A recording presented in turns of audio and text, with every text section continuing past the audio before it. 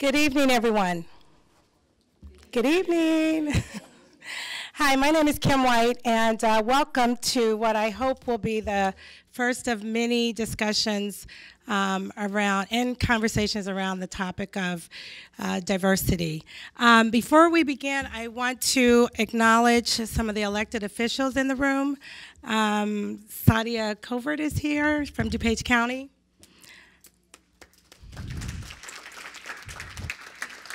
Mike Razak from District 204. Natasha Glover from District 204. She's here. Kathy Peel, District 204. Kim, who is representing Anne Stava-Murray, is here tonight. Kim, right here. Thank you. Did I miss anyone? Oh, Paul. Where's Paul? Sorry, Paul. And I said hi to you earlier. Hi, Paul. Paul Hinterlong, City Council. Oh, and Benny White, Naperville City Council. Anyway, welcome. So thank you all again for being here tonight. Tonight is about bringing together people with diversity of thought and life experiences to gather in solidarity and peace as we begin to dialogue and engage in courageous conversations around topics that are uncomfortable to many, yet incredibly important to most. Tonight is about listening from others as they share their story, with hopes that you too will share your story. I know I'm looking forward to the conversation, and I hope you are too. And with that, I will introduce you to my husband, Benny White.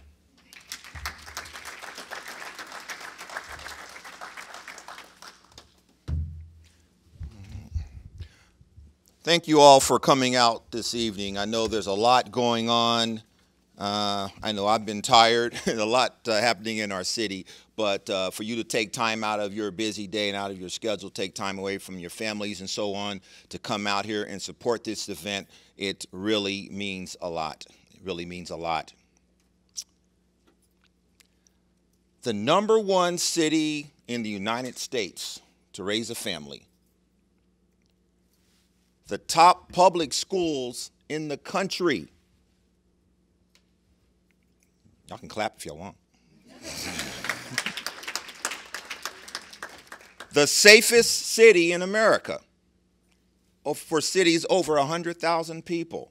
And the #6 city in the nation to live in. Naperville is a wonderful town. It's a magnificent town. All right? But what makes it what it is, and what will keep it what it is? We have always got to be striving to find out what can make us better. Good cities, you know what they do? They look at themselves in the mirror and they try to figure out what they can do to make themselves better. Our purpose for this evening is to create dialogue with our neighbors, all for the purpose of developing some understanding so that ultimately we build trust amongst our community. With that said, I'm going to go ahead and introduce our panelists. So I'm going to start off on the end with Sally. If you can go ahead, and then we'll work our way down. Sally Josie. So thank you all for coming. I know this takes effort, so it is wonderful to see such a committed group of residents here.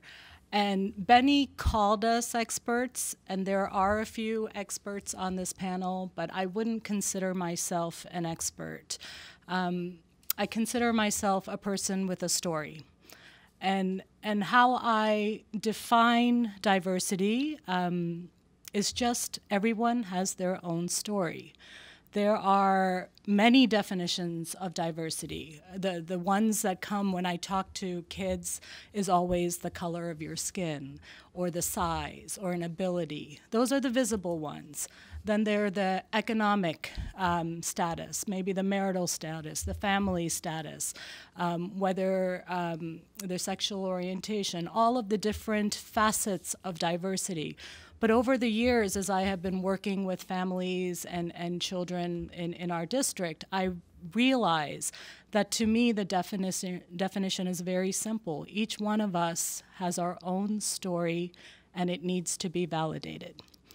It needs to be validated in a safe and respectful way, whether or not we agree with it, whether or not we can connect with it. We need to look at each other, sit at the table, just as all of you are here today, and start what I call courageous conversations, because it does take courage. These conversations are not easy, but they are oh so necessary, especially during the times recently that we've seen in our country and around the world. So I thank you for having the courage to come here today. It took more than commitment. It really did take courage. Little bit about my background. The reason why I'm talking to parents and children is I am the chair of the Parent Diversity Advisory Council for District 204. Our mission in PDAC, we call it PDAC as an acronym, is to advance the district's goals and commitment to educational equity and excellence. And we chose that word advance very, very carefully. 4 years ago, when I was appointed by the superintendent, we redid the mission because our mission statement was really long and I'm too old to remember it all. So I wanted like a very quick elevator mission statement. And the reason why we picked advance, there were a few words floating around. One was to celebrate, and we do celebrate our districts. All the districts in Naperville are amazing. The other one was to support, and we do support. That is our goal as parents, as students. We need to support our education system and our city. But I chose advance because that means we're not satisfied. We are not satisfied with the status quo. We are very, very good, but we need to recognize that we can always do better. And we can always either inch along or we can kick them in the pants and say, sorry, Yvette. But we can really push the district. And it has to be a partnership. And as Mike, I work with Mike and Yvette quite a bit on the school level. And it has to be all the stakeholders with the same mission in their mind, the same commitment to equity, to diversity, to inclusion. And I am so thankful that the city now, we started these conversations in 2004. This is our 17th year of PDAC. I've been a part of it for 10 years and the chair for 4 years. So this is not a one-off thing. These conversations need to continue. They will have ebbs and flows just like everything else, but they need to be real and they need to be honest and they need to be respectful. So I really thank Benny for this leadership. And why do I do this? This is a volunteer position. I do have kids in the district, but I came here as an immigrant. I came here when I was 6. I did not speak a word of English. My father was a doctor and came here for his residency, and I was put into a school where there was no diversity at all. And my parents, and I stayed at that school from 1st grade until I graduated in 12th grade. And my parents, I realized, had 2 choices. And many people that came at that time in the 70s had these choices as well. They could either assimilate, so they can become one of the whole, or they could be inclusive. And we chose as a family to be inclusive, which meant we kept our identity, we kept our culture, we kept our food, we kept our language, and we invited the community into our homes, into our holidays, onto our dinner table, and learned from each other. And that's the lesson that I have learned throughout my life, whereas I may have been the first and probably, besides my older sister, the only Indian in our school for years. I told Donna this recently. When I graduated from that same high school, they ended up choosing my grandfather as the graduation speaker. So if you are a part of a community, and if you are inclusive and you open yourself up to sharing who you are or sharing your story and then listening to other people's stories, we can all do so much better. We can all be so much better, and we can all be such a stronger community. So thank you for coming. Good evening. I'm Donna Sack. I'm a 30-year resident of Naperville. My husband and I actually came out to the Chicago area in 1980 with the full intention of moving back to New England in 3 years. My first grandchild is going to be born in April, and he will be a solid Midwesterner. So there we have it. That was the plan that went very differently.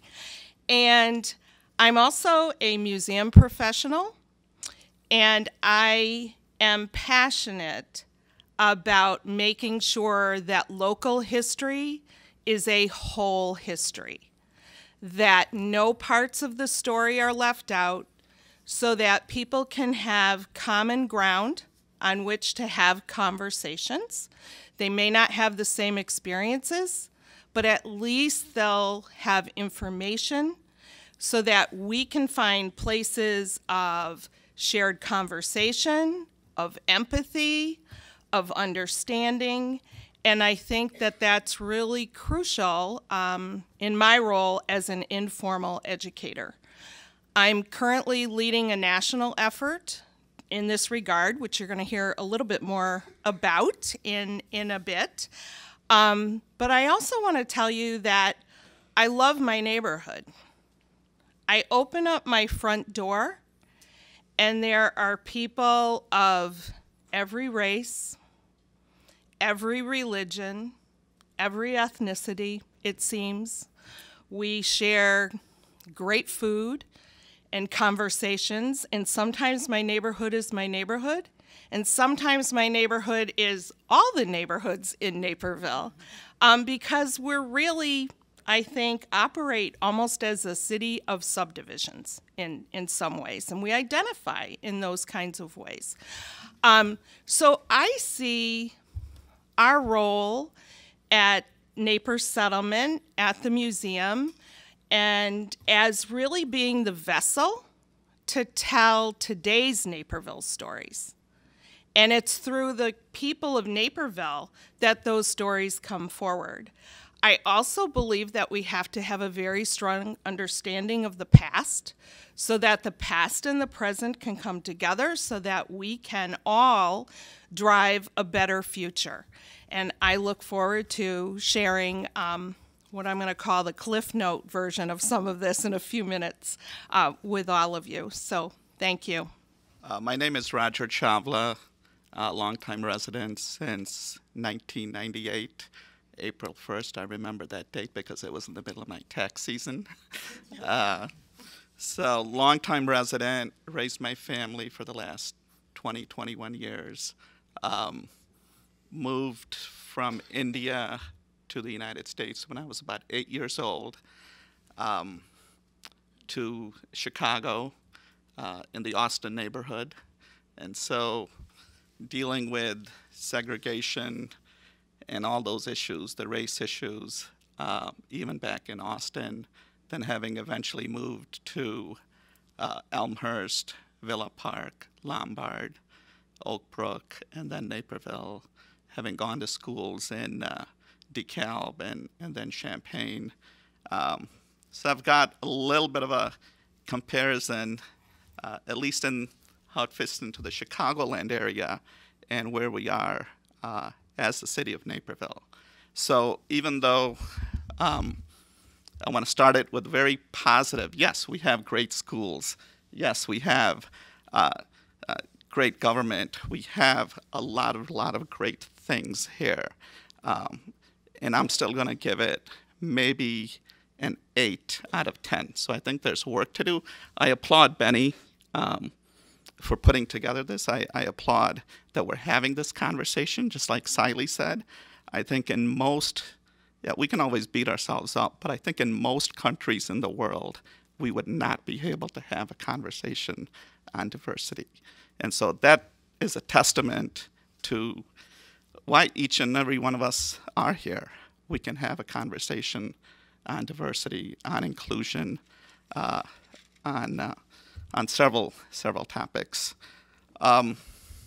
So I hope the committee we have formed loosely last week or 2 weeks ago does turn out to be a permanent committee. And I know there's rules and regs and ordinances and things like that that City Council's got to vote on. But I think it really starts, this is the starting point of all those conversations. And I think, yes, the tough things do take time. The tough things are hard to do. And I hope this continues to be a permanent committee going forward. And then the results of that will really, measurable results in those, and that's really they say the long-term effects. So, couple of instances where I think we need to catch up. Again, I'm not trying to be negative. I'm trying to be very positive, and I think we have to, like I said, we're very, very positive, very fortunate to have this forum and this discussion. So just a couple of instances where, and these are just big picture things. Again, I'm speaking from a finance point of view. If you go to a financial planner, or even if you manage your own finances, what is one of the first things your financial planner is going to do? Looking at your portfolio. Yes, so there you go. So you have to diversify your portfolio. We're doing this every day, okay? If you're stuck in one stock, Enron, GE, whatever, you can go down with that ship. So you have to diversify. That means stocks, bonds, real estate, what have you. And so I think we need to look at our communities in a very, very similar way. Am I too focused on one group, or am I comfortable owning Enron before Enron sunk? Those are the things that we need to really, am I too much in one area that I'm focused on? And I think, why do we do that? Why do we put international stocks in our portfolio? So I think if you look upon that, because the tone at the top is really important, I applaud the city for doing this, but are we catching up with having minority employees in city government? I think the teachers are doing a great job. I think Siley's in charge of that. So, but I'm talking about the other departments. Again, I've been part of the Naperville Chamber.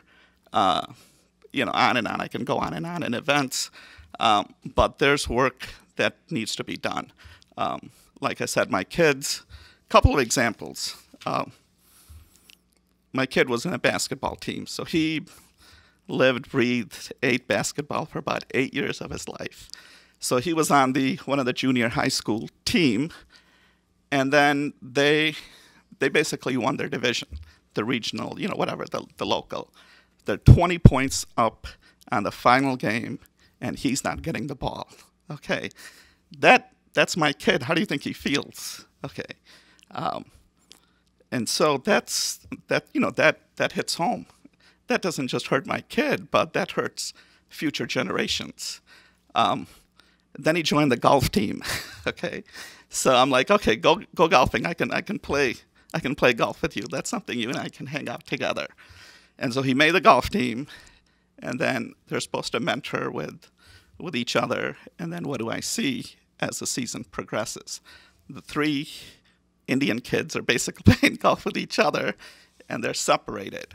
And so these are the things that, that hurts me as a parent, because I'm trying to make those steps, pay it forward. But we as parents also need to lower those barriers, say hello to our, non-similar neighbor, invite them over. If you're having a barbecue, invite your neighbor over. These are simple things, because these really impact the kids. And again, I don't want to take up too much time. I can, and Donna over here is just doing a rock star of a job showcasing some of these stories for the immigrant community. So I applaud your work. And I think, with that, I'm going to pass it on. But again, thanks, Benny, and thanks for doing the courageous conversations. My name is Regina Brent, and I've been living out here in this lay of the land since 2000. I came from inner city Chicago, Illinois, born and raised on the south side of Chicago. White people were not foreign to me because I grew up with them when I was a little girl on the south side going to Burnside School. We played together. We didn't know we were poor. We had good times. We didn't know the difference. We just actually treated each other as human beings. And then I moved on later on in life and became segregated myself from the other races because we had to move into the housing projects, which was Robert Taylor Home on the south side of Chicago. We didn't see many white people in there. We didn't even know if white people lived in the projects, but it was all right because we had hot water, heat, and we loved one another, and we were a village at that time. And it was not until I went downtown to college and I got a work-study program job. And I was working for the city. I have worked for the city for 44 years. I retired. I worked for 4 mayors, under the leadership of 4 mayors of the city of Chicago. I've done 30 years of service with the Illinois Attorney General's office as an advocate for the people of Illinois, and gained many friends of all races and colors, because that's what it was about back in those days. But here's what I want to say to you tonight. This meeting is strictly about truth or consequences. If you're not here about honesty, trust, and truth, then you're just wasting your time. I'm wasting my time. I'm here for my grandchildren. I'm here for my son. I'm here for your children. No matter what their race is, I'm here tonight to see how much we can come together for the betterment and to help make our neighborhoods safe. So I can give you stories about being a black candidate out here. I've ran twice for the county board in 2014 and 2016. A very lovely lady by the name of Diane McGuire, she's here tonight, called me when I was at a Trayvon Martin rally asking me to run for office. Well, that wasn't good enough. But I had to think about why would I run? And it was because at that time I had to think about my surroundings, where I'm living. Am I represented? Who's making decisions for me while I pay taxes out here? And so I became a committee woman for the 44th Precinct in the Naperville Township. And I am a Democrat. However, I've heard something lately, and that is when I would walk into the county board or the police departments or even the school systems, there are 2 questions I would need to ask myself. Who's missing and why aren't they here? Because if we're going to live out here in this lay of the land and pay taxes, and if you're not in that boardroom where decisions are being made for you every day based on your daily lives, then you are non-existing. And that is not other people's fault. It is our African-American race fault, because we get out here, we get complacent, we think we have arrived. We're Prince of Bel-Air, some of us. And we feel like we've made it, but we haven't, if you want to be true to yourselves. So I'll give you an example. A couple of the committee people who work alongside me were getting signatures for me in the neighborhood of the 5th District. And we have a little Chicago thing about ourselves when we're politicians coming from there. We like to go back and thank those who've signed our petitions. And it is not only do you get a chance to give thanks or to let them know that you're grateful for what it is that they've done for you, but it's also to check behind and make sure that those signatures are legit, right? To keep you from being thrown off the ballot. So I get to this house and I ring the bell, and the lady, she goes upstairs. I could see her walking through her house. She goes up her staircase and she looks out the window and she says, "What do you want?" And I said, "Well, I come to thank you for your signature." And I had the thank you card in my hand. She said, "Get away from my door." I said, "Ma'am, are you Mrs. She said, yes, I am. And I did sign a petition, but I didn't sign it for you. I said, yeah, you did. It's just that you signed it for a black Democrat instead of a white one. And I left the card in her door. That was number one. And then you can go 3 blocks from there, and you can meet a very fine white person who welcome you, and it doesn't matter whether they're Democrat or Republican, but they have compassion, and they have respect, and they have trust in you that they may perhaps want to give you an opportunity to represent them. And that I thank them, and I will ever be so ever grateful to them. I'm glad to see you here tonight. I hope that we can come to some type of conclusion whereas we can get those in the room who can make a big difference by the stroke of a pen. And that means when I walk in the police departments, I can see a Micah Williams, who is Deputy Commander at Naperville Police Department. I can also see teachers who are teaching black children black history, and white teachers who are teaching children black history, or any race of people who need to know their history. I want to see that. I want to see when I walk into my government that we are represented. So I thank you again, and I appreciate you being here tonight. My name's Mike Razak. I'm the president of the Indian Prairie School District 204 School Board. I was a principal in the district since 1993. So I think they invited me because I represent the system. I'm also probably the most privileged person up on this panel. I'm a male. I'm Christian.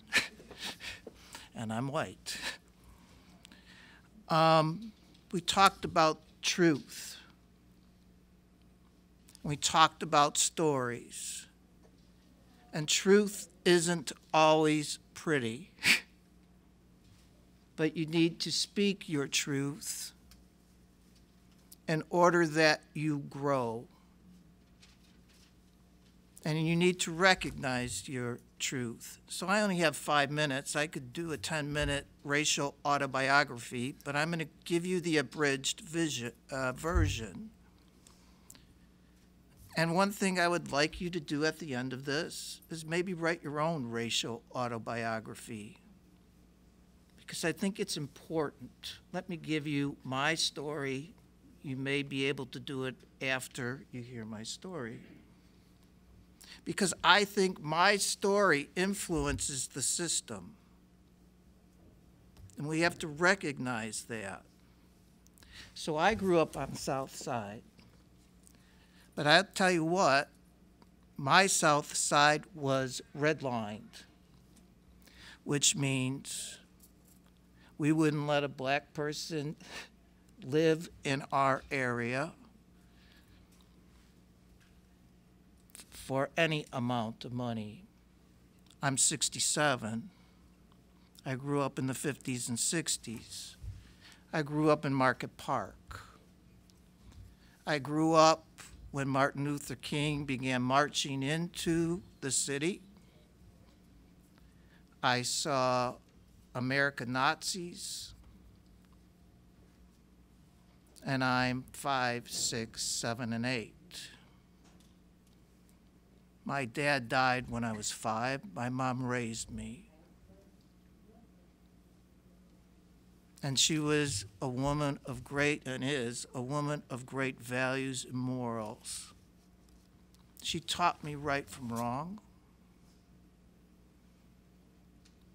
but she protected me, because that's what you did during that time. So, as incredible as my truth is, I didn't have a conversation with a person of color for more than 5 minutes until maybe my sophomore year in college. Because when the neighborhood began to change, my mother moved us to the suburbs so that we could be with people who look like me. I think to protect me. And so then I began a career in teaching with this background and actually assumed a principalship with this background with never changing. So I would say I was colorblind, that the United States was a melting pot. There was one perspective, mine. And as a principal, I thought I understood without listening or without experiencing. I never did anything, please. This truth is tough, it's uncomfortable. I never did anything to hurt anybody. I don't think anyone could look at me and call me a racist. But I never did anything until the district sent me to Courageous Conversations About Race, Glenn Singleton, at the age of 54. 54. It was one of the first times I was in a meeting, and I was the minority. Yikes. And my friends of color, who all had doctorates and master's degrees, said, "Do you think you have privilege?" And I said, no. I said, I pulled myself up by my bootstraps, and I worked hard. What do you mean, privilege? And they looked at me and said, you know, just being white, male and Christian, you have some unearned assets that you can cash in each day that I can't. I go, come on. Explain this to me.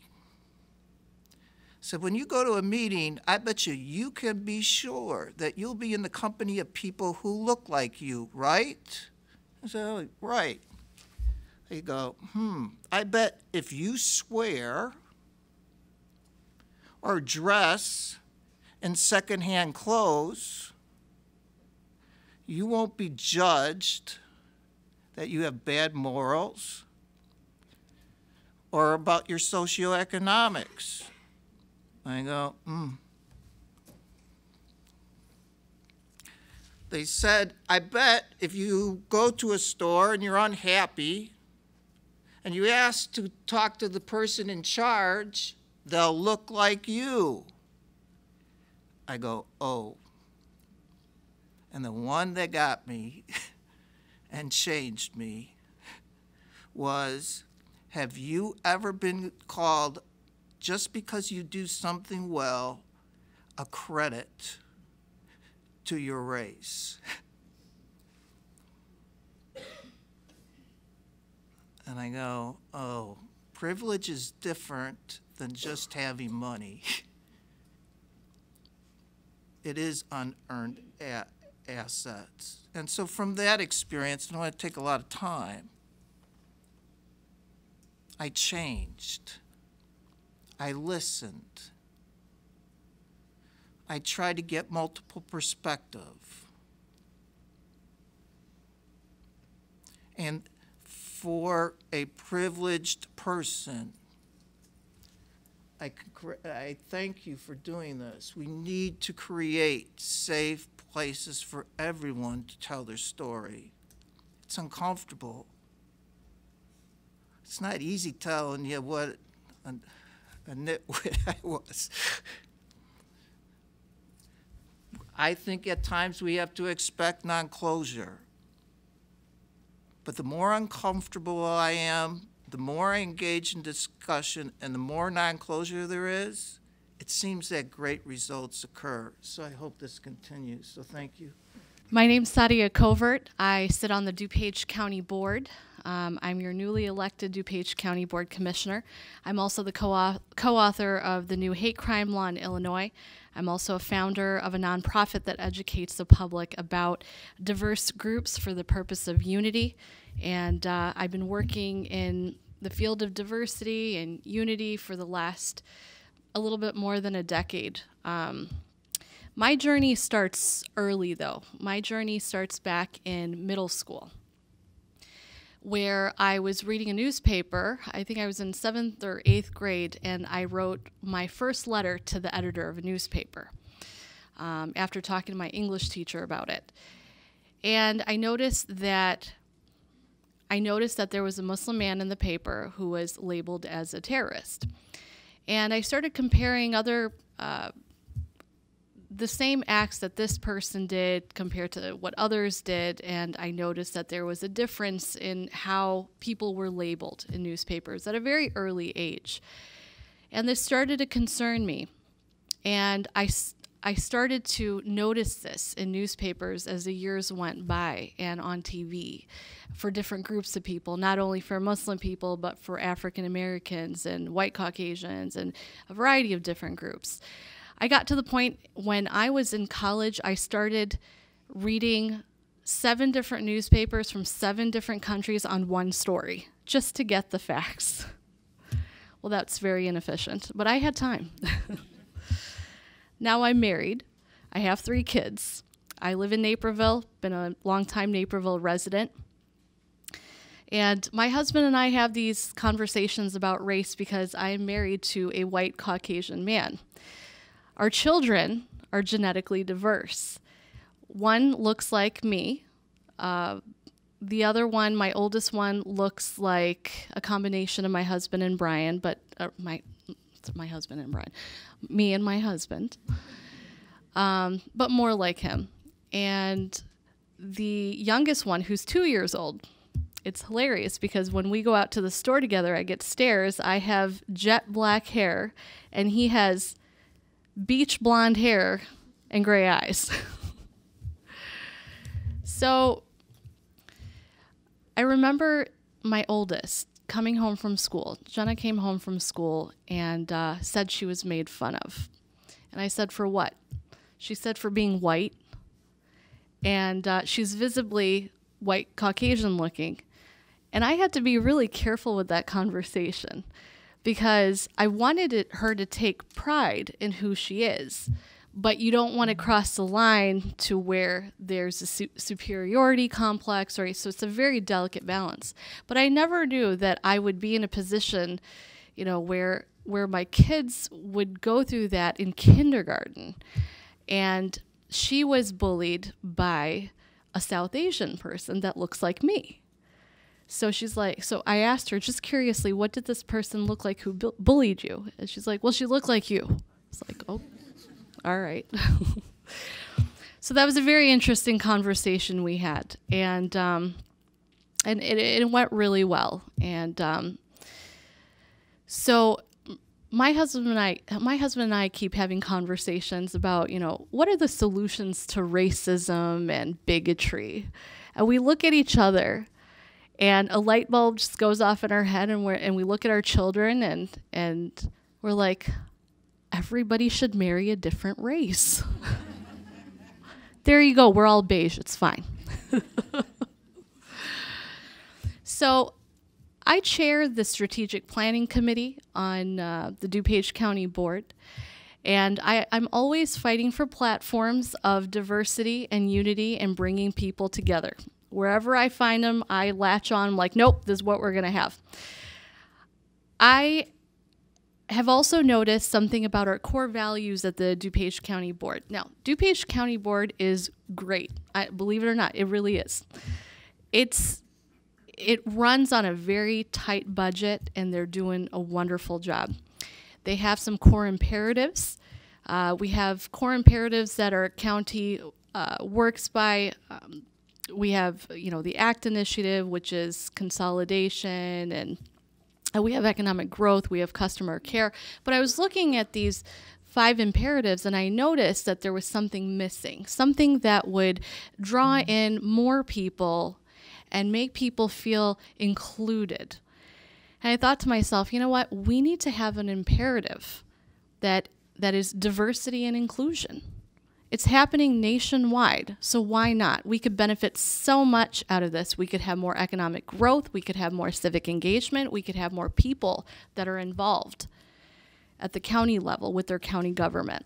So that is one imperative that I'm working on to get on the books, so we have diversity and inclusion, and that opens the door to a lot of opportunities. I wanted to say that I love my city of Naperville. I really do. It's rich in diversity, and I see people here embracing that diversity. And I'll prove to you why Naperville is so great and how it is. The city of Naperville has just elected the first South Asian Muslim to be on the county board in 200 years? That hasn't happened in the other districts. It's happened here. And that's what makes the city of Naperville so great. I'm not even going to say tolerance, I'm going to say appreciation. Appreciation for one another, and panels like this that we have today, and the dialogue that we have, and the conversations that we have. I would like to keep this dialogue going. I would like to have these conversations because it is important for us to keep working. We do not stop. We keep going, and we will continue to do so. So thank you for showing your love to me, reciprocating that love, and I am so honored and blessed to be in such a wonderful city. I'm a firm believer that in order to get to where we want to be, we need to first acknowledge our past. And we have a past like every other city does, all right? Let's understand the present so that we are in a position to make this community even better than what it is today. So with that said, I'm going to bring Donna Sack up here, and she's going to give us a presentation on our history of our city. Donna.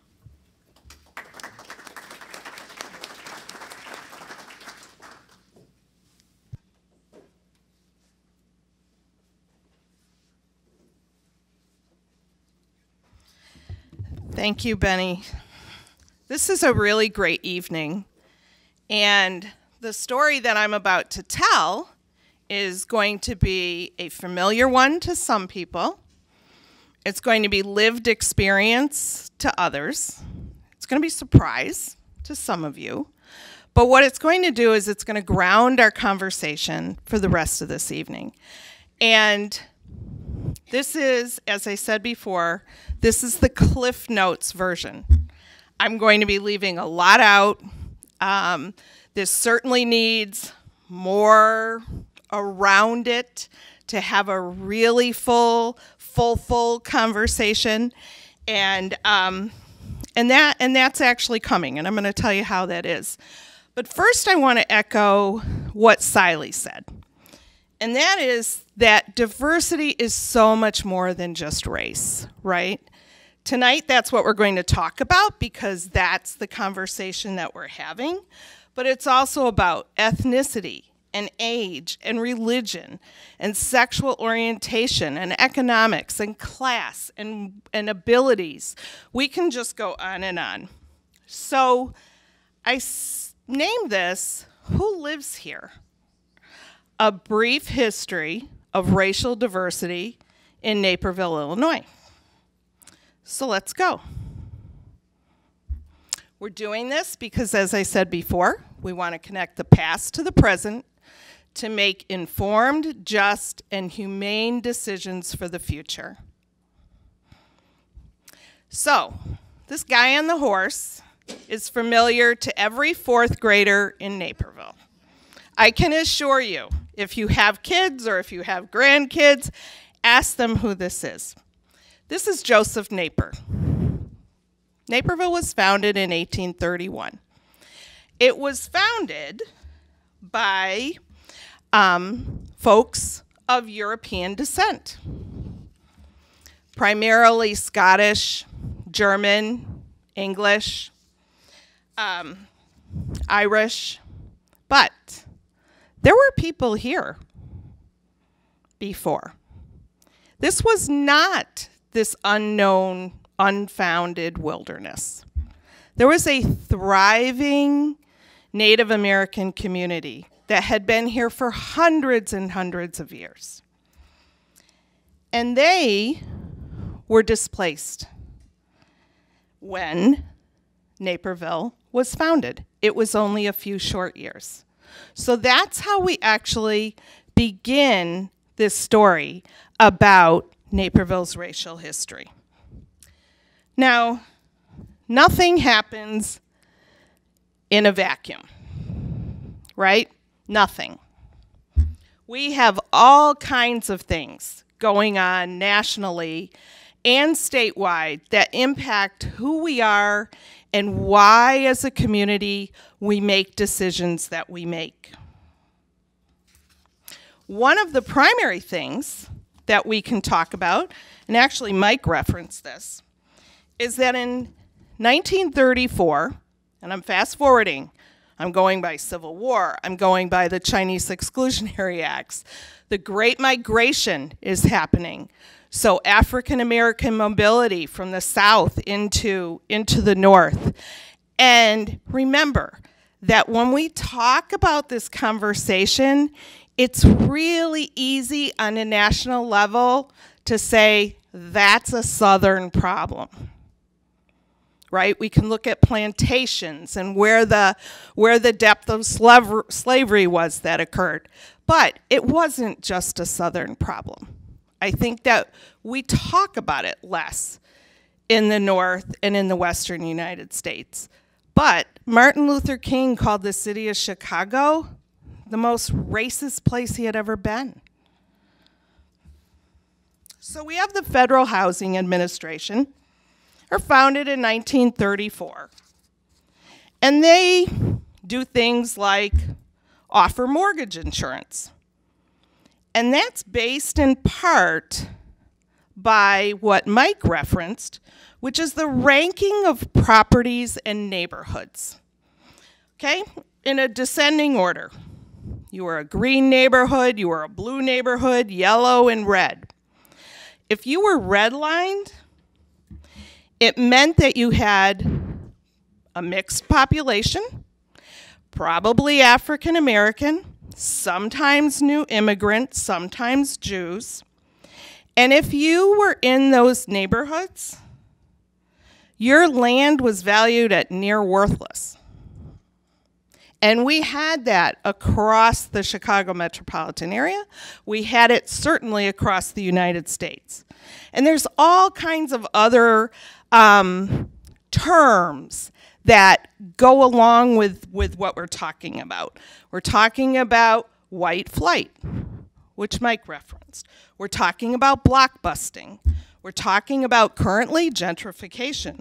We're talking about urban renewal. We're talking about all of those things. And all of those things, as I said before, they're not in a vacuum.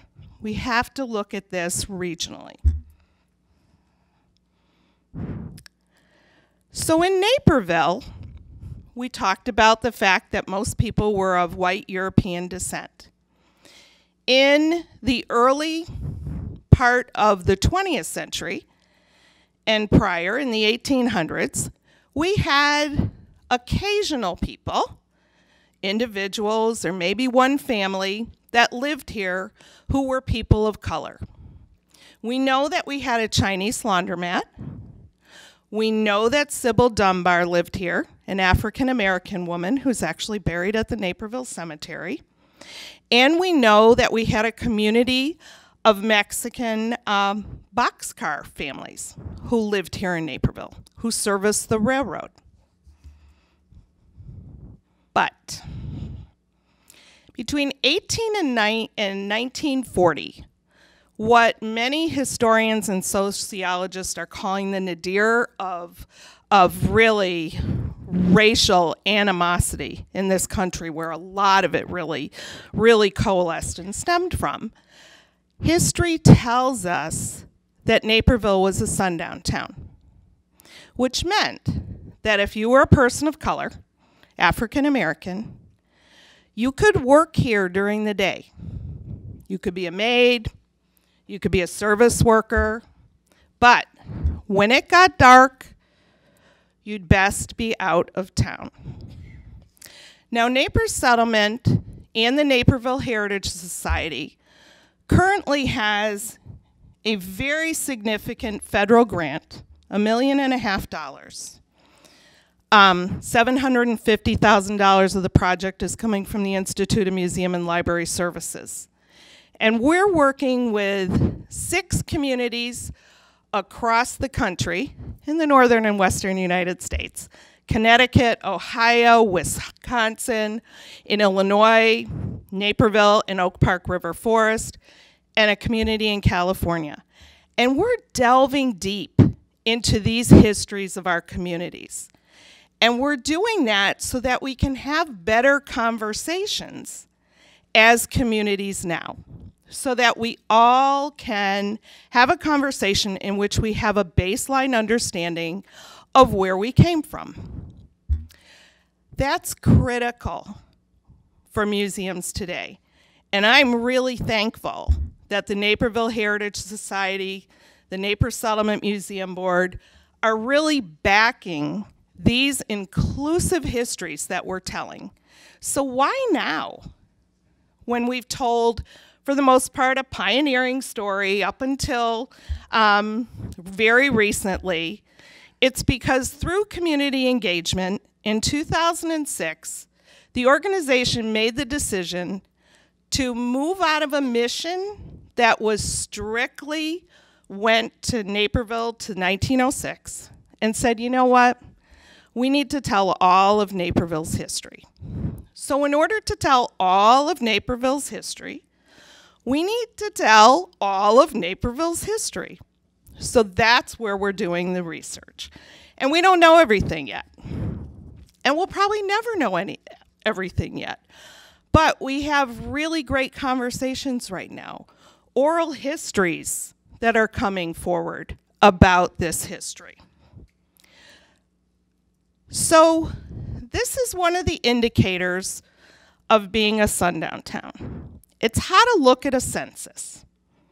And you can look in the 1800s, we had, and this is from the Naperville Township records, we had 10 African Americans. And then you see that dip. See that dip? Get on a 1 and 1. And then by 1970, we have 43 people who are African American descent. And then look, right, we have 1,500, 7,300 in 2017. We're going to talk a little more about how and why that happened. So, what was another practice that kept communities primarily exclusively white? That practice, and Christian frequently, and oftentimes anti-Catholic as well.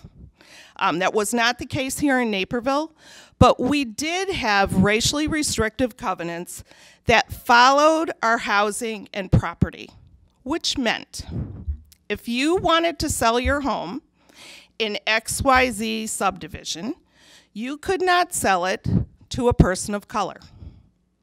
There was a racially restrictive covenant that basically said you could not do that. Okay? Very, very common practice across the United States. But we also had people in town who were actively seeking to change that. They were campaigning to make change.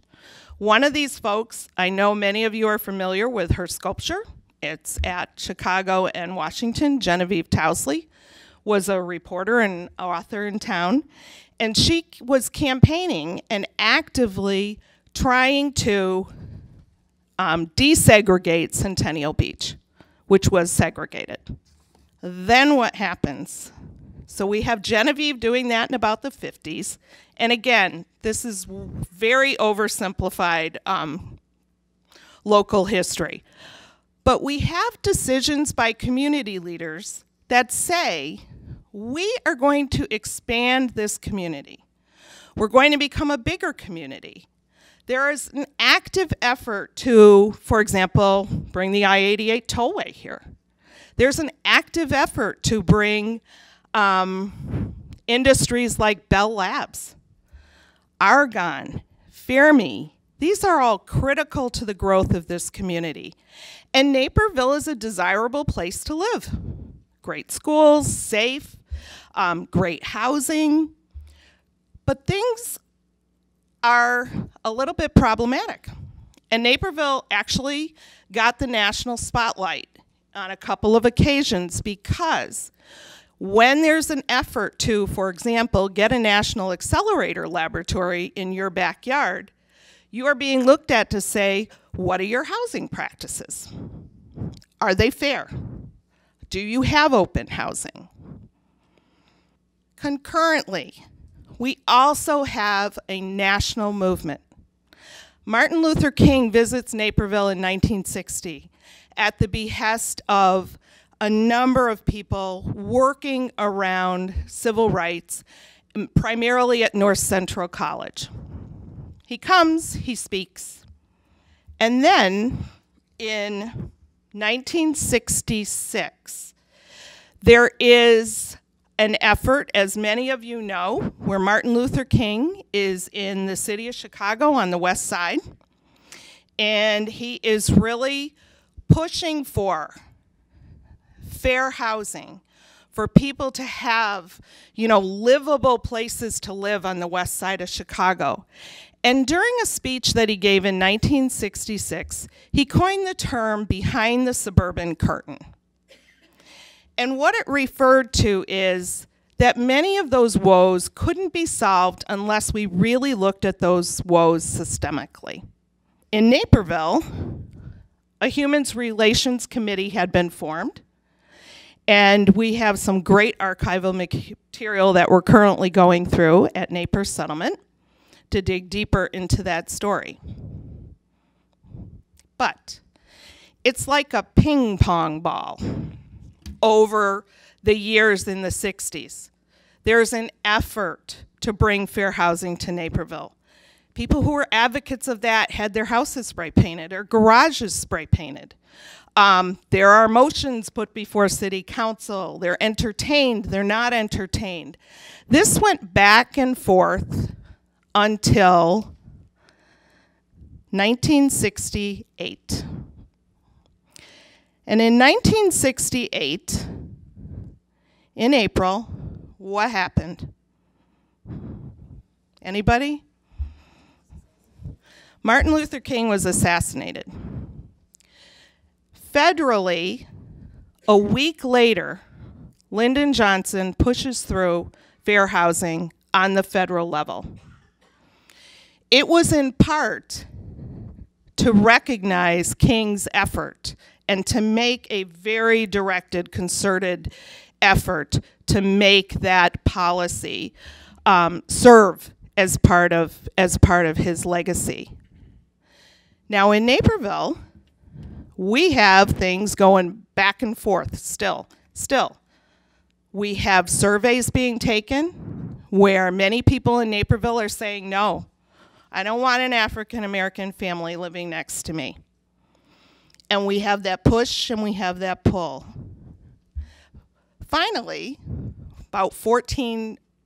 was about July 1st, I believe was the day, 1968, that Naperville passed fair housing.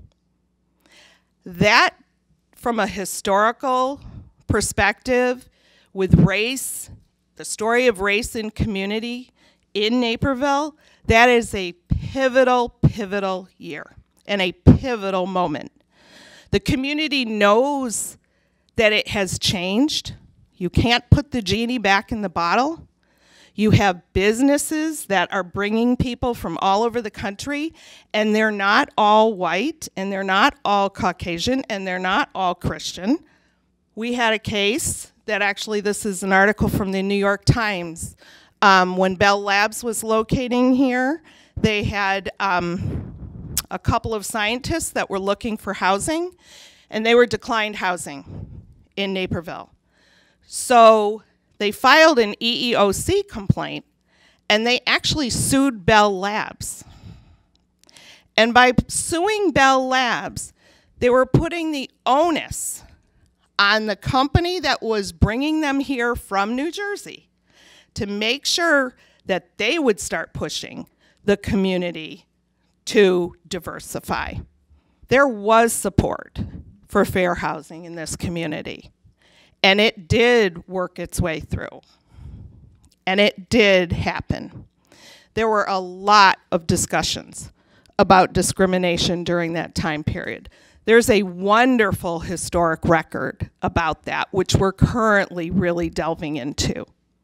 So we have the Federal Civil Rights Act. We have Anti-Discrimination Housing Ordinance in Naperville.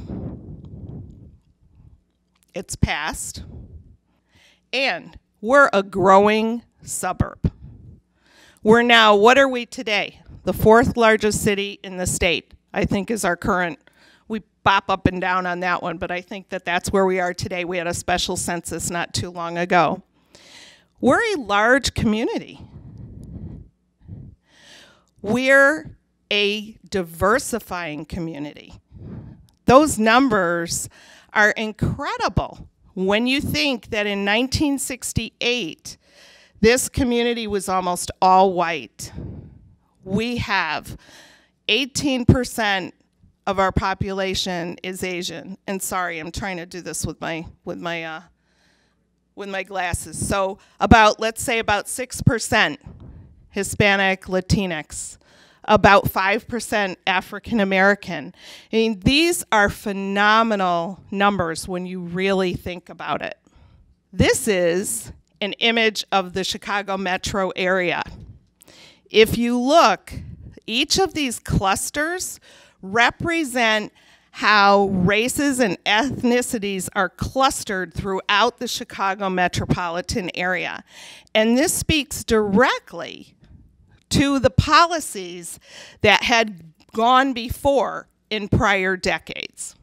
This is a snapshot of the team at Naples Settlement just Googling and just what we know of different organizations and groups today that are really working around the same kind of conversation that we're having this evening.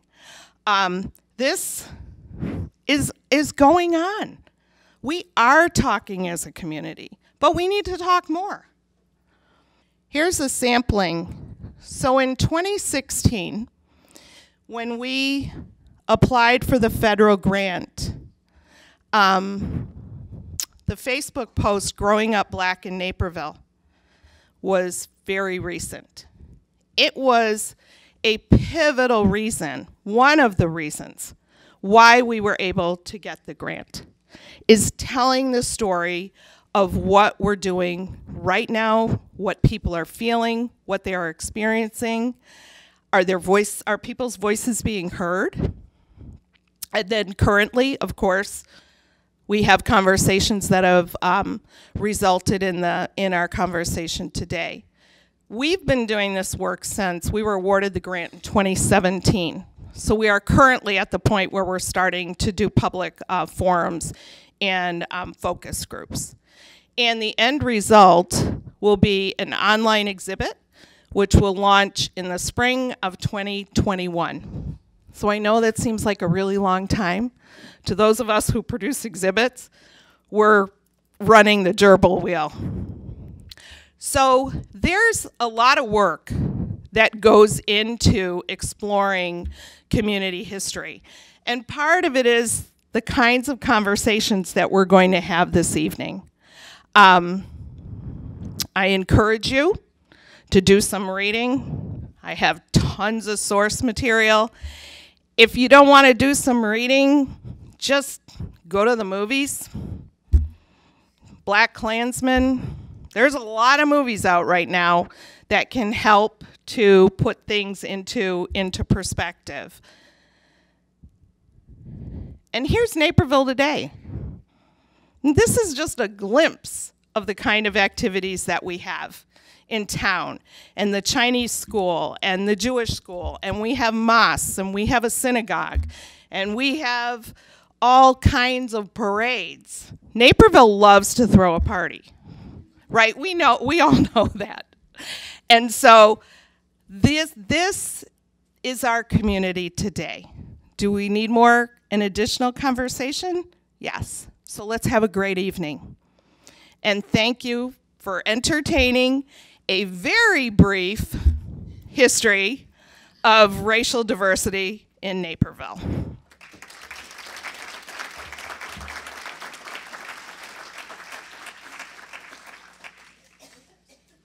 Just raise your hand if you want to share something, and take a second. I really, and you're all welcome to our PDAC meetings. It's on the IPSD website. All stakeholders, you are all stakeholders in our school district, whether you have children there or not. But it is important to know who's in the room as well, and that's something we didn't get a chance tonight to do. So if you do ask a question, just introduce yourself and who you are in just a few seconds. Do you want to start here? Sure. Good evening. My name is Khalid Gori. I'm a Naperville resident. I've been out here for almost 17 years.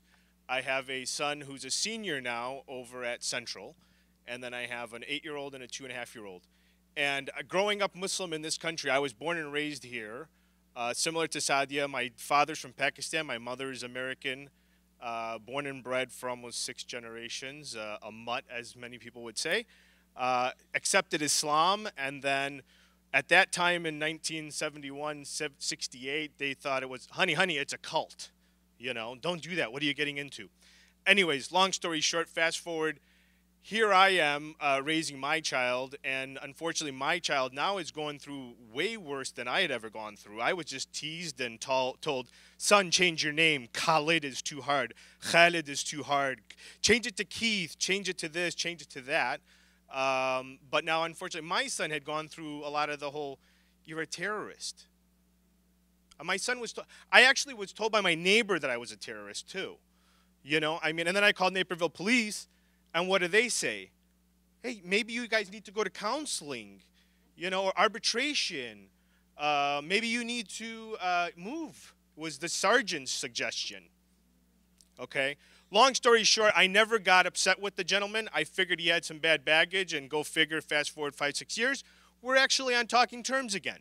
But, you know, that's a story from our prophet, Muhammad sallallahu alaihi wasallam. He always said, turn the other cheek, as Jesus had said, as all the prophets had said that. So I didn't get bad, and lo and behold, now we have a better relationship again. But, you know, like, those are the things that people just don't understand. If we opened up, I mean, you know, I know we have a Christmas tree here. I know we have the menorah here during the time.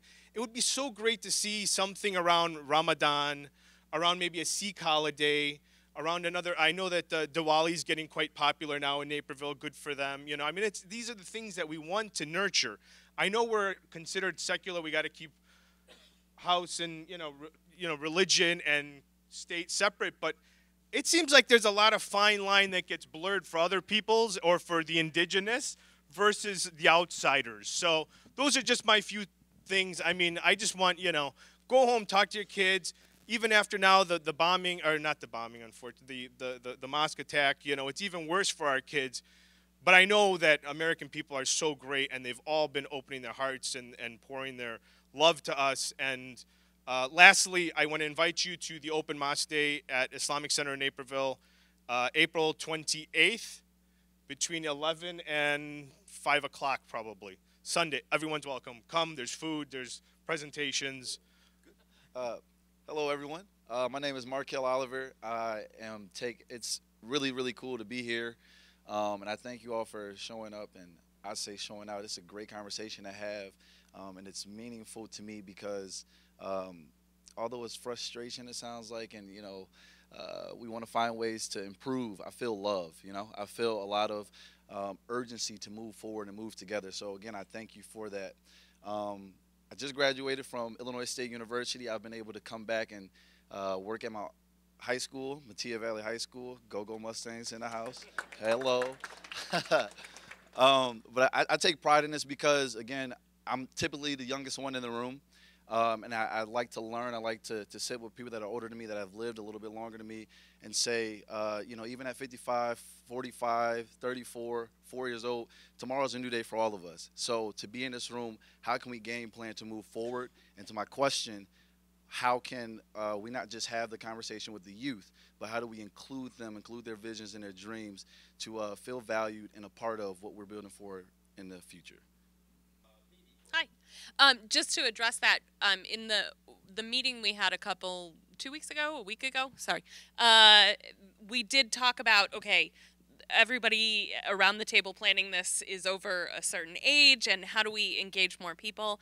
I've taught at North Central, and we're going to reach out to Judy Broadhead about this, and maybe you can join us with this, but we have a couple people that we thought, okay, we want to talk to these younger folks to get them engaged in the conversation, and maybe we can talk about having a panel full of people under 25 or something like that in the future, because I think we all acknowledged, as Regina mentioned, look around, who's not included and why aren't they here, and that I think spurred a lot of conversation at the meeting. So that is on the plan, and you are now officially recruited.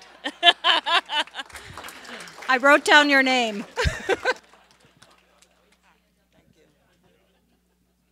Hi, my name's Latasha.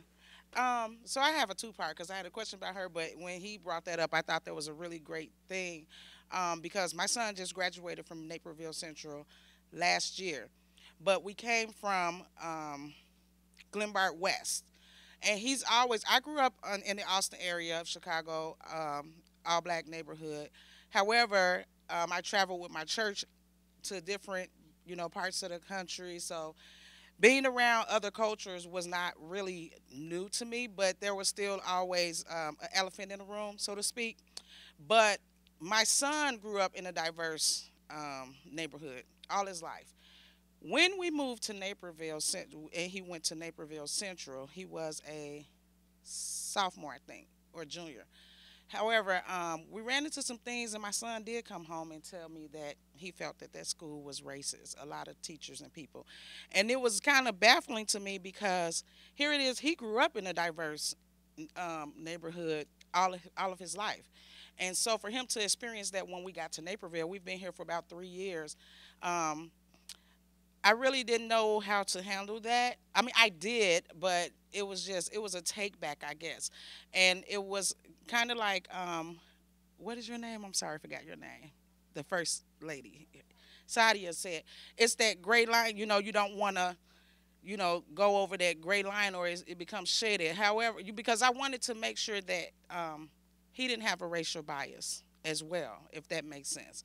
And that his experience wasn't just conjured up on what he saw on social media, different stories that he heard, and things like that. So, and we did run into a teacher who, I don't think he was racist, but I can tell that there were some racial biases. And so I'm really glad that this is happening tonight, and I'm really happy that you did bring that up because the youth does need that, especially with social media. The world is bigger than it was to us. I mean, it's the same, but it's bigger now than it was when we were younger. So I think it's important that we get that reach. And I also have another one coming up behind him. So, but I did want to address something in your presentation about the housing, in that the houses couldn't be sold to black people for a time. But I want to know if some of that still exists here in Naperville today, because not even a decade ago, I have a relative who ran into bylaws in LaGrange. Once they got to the sale, they got all the way through, and then they couldn't get the house because the bylaws said it could not be sold to a Negro. Not even 3 years ago, I had a friend who purchased a home in Glen Ellen. When they got to the closing, the bylaw said it couldn't be sold to a Negro.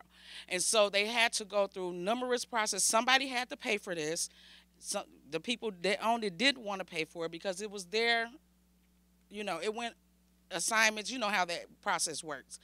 So they were able, luckily enough, or I would say a good thing, they were able to finally get through it. But would you have that information if some of that still exists in parts of Naperville today? And if someone was to run into that, is there someone or some help that they can get with that instead of having to come out of their own pockets and fighting this huge fight for something that should have been gone a long time ago?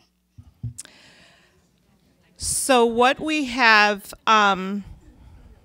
so far does not indicate, it doesn't mean that it won't indicate in the future. But what we've seen so far is that we have not seen an active racial or religiously restricted covenant on a property. It doesn't mean that we won't find one as our research goes on.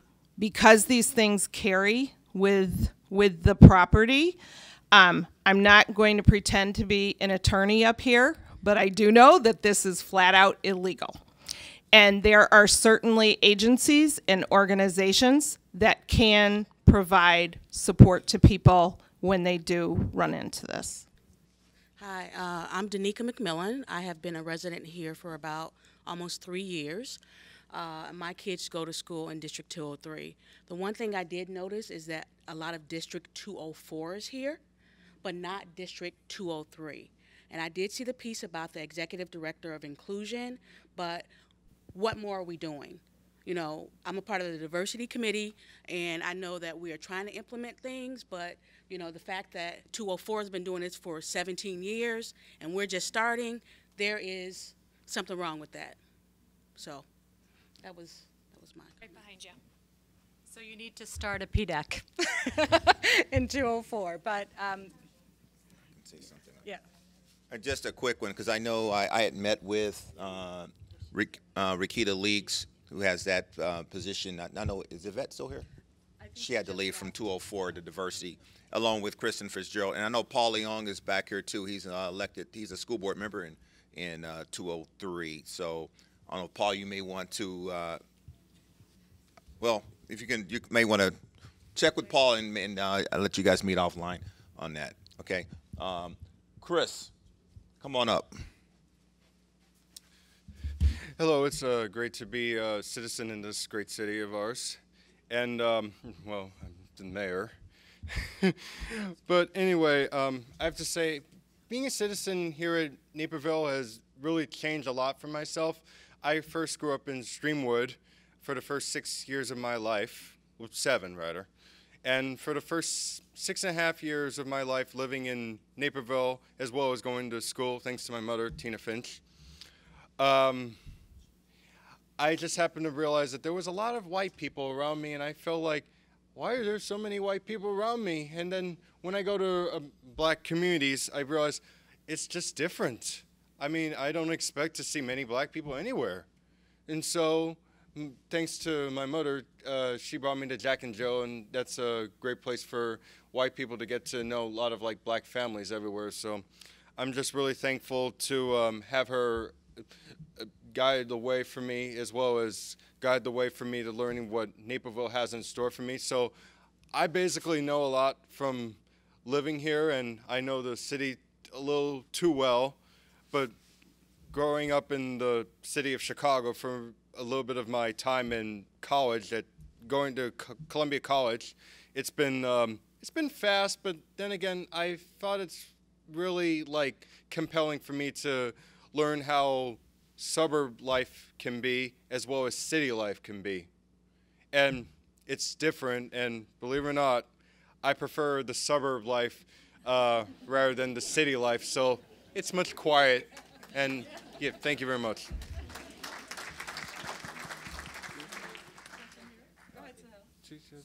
Hi, good evening, everyone. My name is Suhail Siddiqui. I've been a resident of Naperville for the last 10 years. And you know, the comment that I wanted to make, just to touch on an earlier question with respect to District 203, I can at least vouch for 203. Over the course of last year, Dr. Rakita Leaks has been doing a really good job starting the foundations to be laid to have conversations with respect to diversity. So I know that there is a future there, and looking at the leadership that Siley and Mike have provided for 204, benchmarking some of those best practices, I believe 203 will soon be working towards that same realm. That being said, I did want to ask a question that either Mike, yourself, or Siley can reflect on, and that's we have a huge diamond mine in this community, and that's our school system. That school system, whether it's 203, whether it's 204, is really where mindsets are established. I mean, it behooves us that we do not interject conversation on diversity early enough, whether it's at the middle school level, elementary school, and especially at the high school level. And one of the things that I wanted to talk about, when I talked about, when we talk about the fact that we have such a gem of a school system, about 6-7 months ago, I was given an opportunity to come and speak to the comparative religions classes at Naperville North.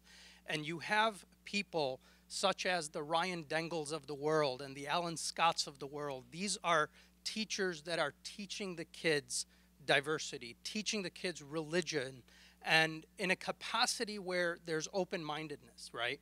And I think that we really need to tap on individuals like that, to promote that dialogue early on, and to see what we can do cohesively.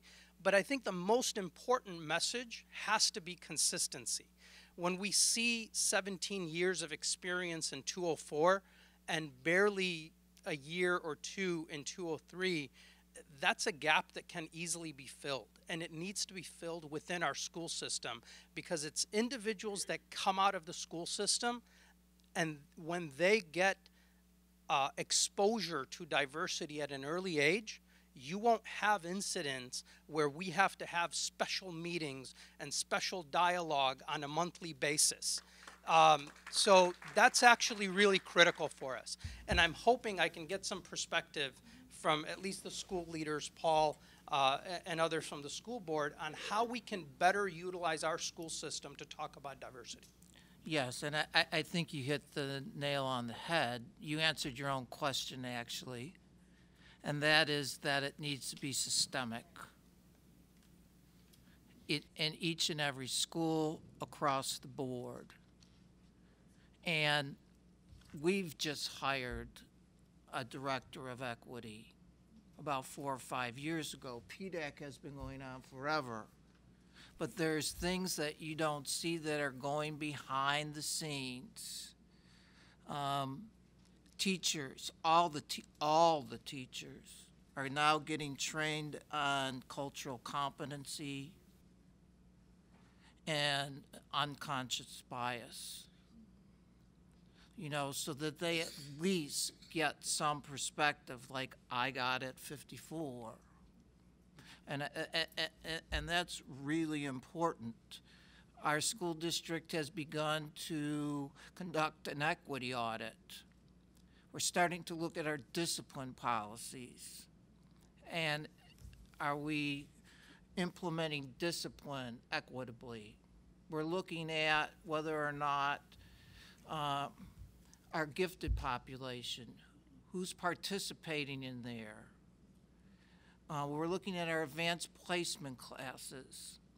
So what I can tell you is that the conversation has begun with the director of equity and with the school board and with PDAC, which is kind of an outside group that's kind of a watchdog. We're trying to make things more systemic. It came on late, didn't come in the 70s, it came 5 or 6 years ago. So there are things that are happening. They're the behind the scenes things, and hopefully we'll realize what you just said, that kids come out in much better shape than I did I hope they don't have to wait to 54. Just to add to that too, so there is a systemic change that has to occur, which Mike and our admins work on. But we as parents also have a responsibility because we are our children's first teachers. And so they could learn all these wonderful things in school, but unless at home we're not reinforcing the same wonderful things, we're not checking our implicit biases at the door, and we're not doing this kind of conversation within our families, it has to be reinforced many, many times in a child's world. Because if you're having conflicting things going on where they're hearing what's happening on the news, what's happening in social media, what maybe their parents' biases are, not just on race, but other issues as well. And we all have them. We have to recognize each person has some biases. You know, that growth mindset, which is a goal of all education and it should be a goal for all people, will not occur if you're having all these conflicts going on. So there is a responsibility of the parent community working with the teachers, working with the administrators to really get the results that we all want. Sally. If I can just add to that conversation to Mr. Siddiqui here. So like Siley said, the parents have to be the first sign of defense. Being a Sikh, we're one of the most visible minorities, not only here, but even in India, where most of the Sikhs come from what is India. So very many times we get mistaken. Some of the first backlashes against anybody is the Sikhs bear the brunt of that. Oak Creek was an example. My kid was being bullied, not by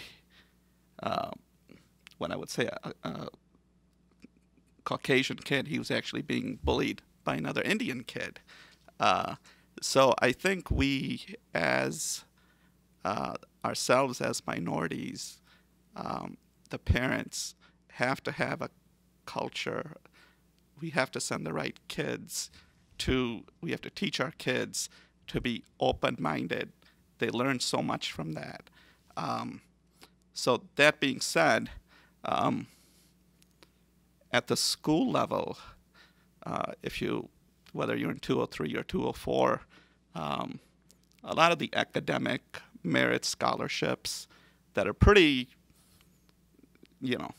objective, you're going to see a lot of minorities kids get that. But if you look at the subjective, what I would call leadership awards, this could be a Boosters, this could be a Rotary, this could be some of the local awards, because not every minority kid is bright. They could be average. But I think some of those subjective recognitions, for lack of a better word, should be given a little bit across the board so they actually feel part of the community and they're able to contribute back to the fabric of this community and the United States. That's what makes this country great. We have to give back. So. If I, the reason I want to talk right now is when you brought up the issue of District 203 starting this initiative only in the last few years, let me tell you, I served on the District Diversity Committee about 25 years ago. I've lived in Naperville for 30 years, and I was a teacher in District 203 for 7 years. I taught science at Lincoln Junior High, and we did have a diversity committee, but the biggest difference was people who served on that committee were just some teachers and administrators. So nothing systemically changed, nothing. I served on that committee for 7 years because I was brown. I was one of the few brown teachers in the district. And I think we are still a very small, there are very few, because I was talking to somebody in the district, and the numbers of minorities, or the percentage, is still very small. I think it's under 2% in District 203. So I want to tell you, yes, there was a diversity committee, but we basically you know, we wrote mission statements and we did all the easy things. We never did anything that would amount to anything systemic or sustaining. So I don't know what happened to that committee, and I know somebody, I recognize her. Okay, I think you served on that committee with me. We spent many years doing it. So unless parents get involved, and there is pressure, as Sally said, the pressure has to come from first support from the district administrators, and then secondly from parents, because what's different between 204 and what we did in 203 is parental involvement. So I congratulate District 204 for doing the kind of things they're doing, and thank you. All right. Very, very well said. And, you know, this was our first one, obviously, and just so you know, the vision here is the panel will change. We're going to bring up different demographics. I don't even want to name one, because if I name one, I'm going to miss one. But just think about all the different demographics that were mentioned here, and so that will happen. I can guarantee you within our meetings. We're going to do this again next month, okay? And I'm looking at probably the 18th or the 24th. But what I need to make sure is that you signed the sign-in sheet when you came in, so that we can send those messages out to you and make sure that since you were here, you'll definitely get an email from us. Can we give our panelists another applause, please? And there's another group I want to mention here. They're kind of been hanging out in the back, but they've just kind of made sure all this stuff worked well. And that's our folks from NCTV 17. They just did an outstanding job.